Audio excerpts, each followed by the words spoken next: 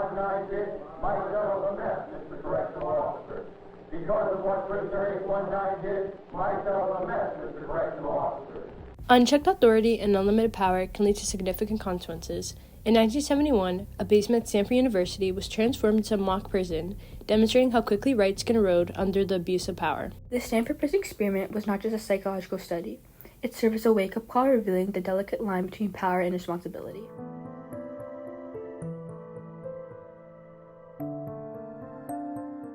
To understand the Stanford Prison Experiment, we must consider the time period in which it was performed. It was 1971 when many major societal changes occurred. The civil rights movement, anti-war protests, and the growing mistrust in authority shaped the scene. The civil rights movement emphasized the need to protect individual freedoms, especially against the abuse of power. This context helps us understand why rights were disregarded so quickly during the Stanford Prison Experiment. Dr. Philip Zimbardo, a psychologist at Stanford University, aimed to examine the psychological effects of power and authority. To do this, he conducted an experiment that mimicked a prison, using ordinary college students as participants. It's really more like a Greek tragedy. We wanted to ask the question, what happens if you take people, all of whom are good, normal, healthy, college students, intelligent. We gave them personality tests. We picked only the most normal, physically healthy, and we put them in a bad place.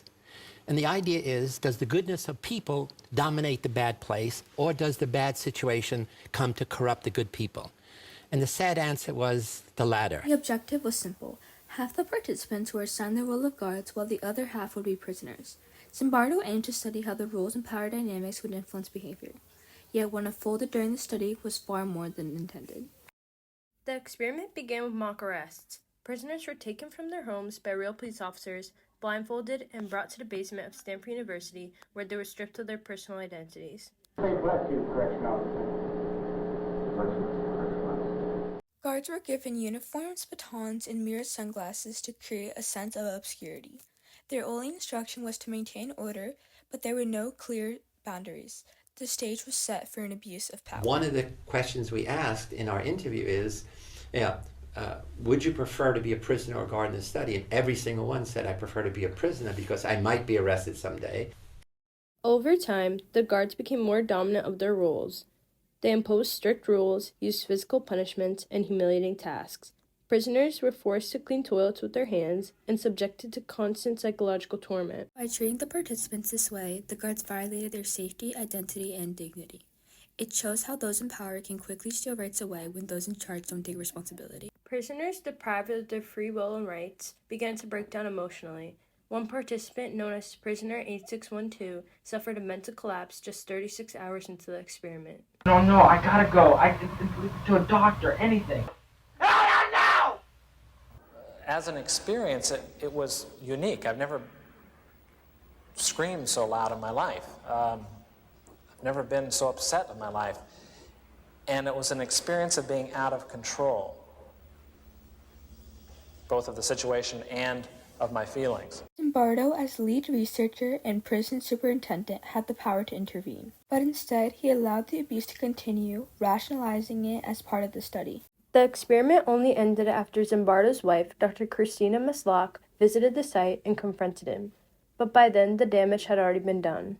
First, I didn't see much. It was just sort of the waiting room, and there were a couple people sitting around, and I chatted with some of the guys who were there, and Some of the guards. well, I didn't know that at the time, and I looked up and I saw these guys in these sort of smocks with paper bags over their heads, so they couldn't sort of really see where they were and where they were going, in a line, and there were some people dressed up like guards who were, pushing them along and kind of yelling, "Come on, guys," and stuff like that.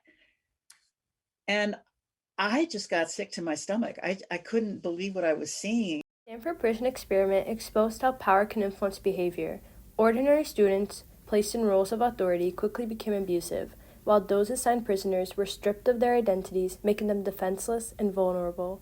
These behaviors demonstrated how easily people can conform to roles and systems of power, revealing the potential for abuse when authority goes unchecked. The purpose was to understand the development of norms and the effects of roles, labels, and social expectations within a simulated prison environment.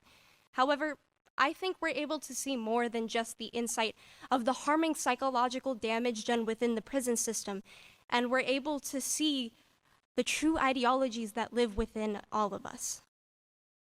Only a handful of soldiers responsible for the abuse were sent to prison, and now, for the first time, a jury has decided that military contractor CACI will pay 3 of those detainees $42 million, agreeing that its interpreter was complicit in their torture. However, the Stanford Prison Experiment was more psychological. It revealed the darker truth about human nature. When given unlimited power, ordinary people can commit extraordinary abuses. The same type of mistreatment occurred at Abu Ghraib, where, like in the Stanford Prison Experiment, a lack of oversight allowed terrible actions to take place, highlighting the dangers of unregulated control. The Abu Ghraib scandal, which came to light years after the Stanford study, showed the same disturbing pattern. Soldiers in Iraq treated prisoners in ways strikingly similar to the actions of the guards in the experiment.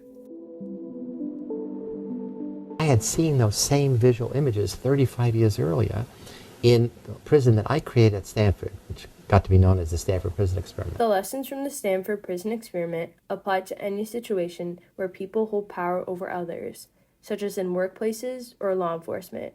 It shows how quickly rights can be taken away when power gets out of control and responsibilities ignored. This study serves as a reminder of how easily rights can be lost when those in authority fail to uphold their responsibilities.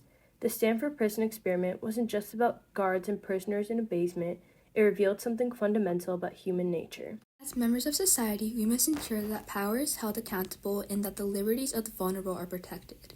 This experiment forces us to ask, what are the systems that allow abuse to occur, and what can we do to prevent it? Even decades later, the experiment echoes loudly, reminding us of our shared responsibility to build systems that prioritize human rights over hierarchy.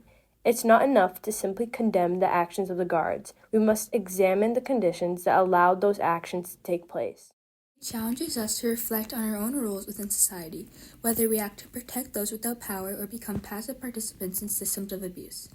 The experiment shows the line between guard and prisoner, between abuser and abused, is not as fixed as we may think. This is not just a lesson from the past, it is a call to action for the present. Rights and responsibilities must coexist to preserve justice.